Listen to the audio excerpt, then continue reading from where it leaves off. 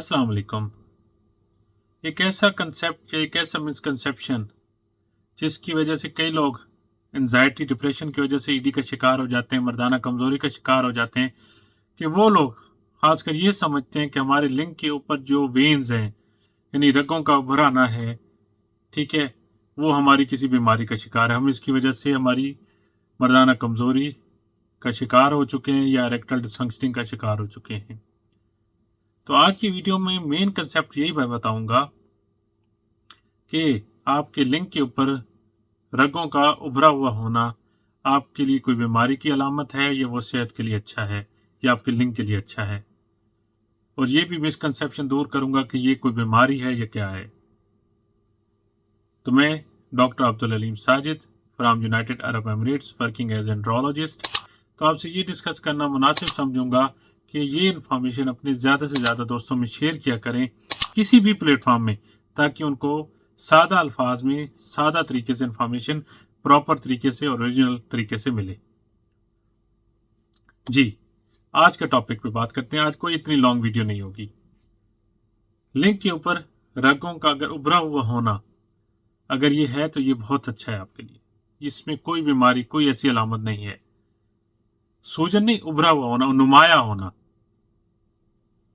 यानी आपके लिंग के ऊपर अगर रगें और वेन्स नजर आती हैं तो ये अच्छा है, ताकि उसके अंदर आपकी ब्लड सप्लाई अच्छी है।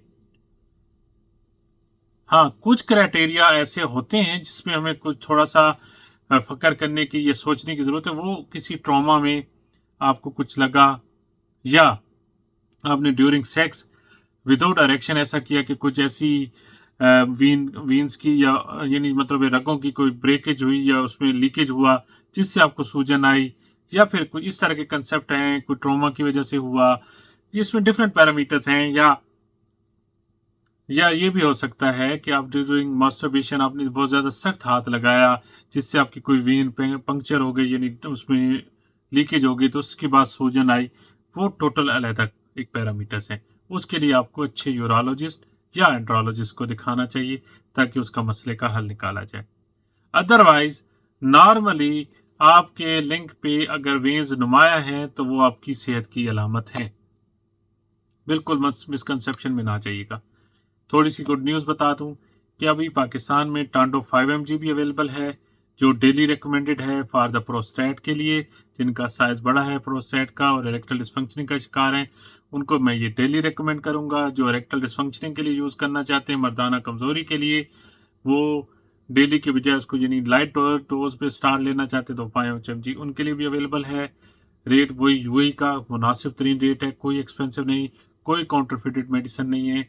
Original authentic ministry of health का ओरिजिनल ब्रांड पाकिस्तान में 5 mg वो भी अवेलेबल है।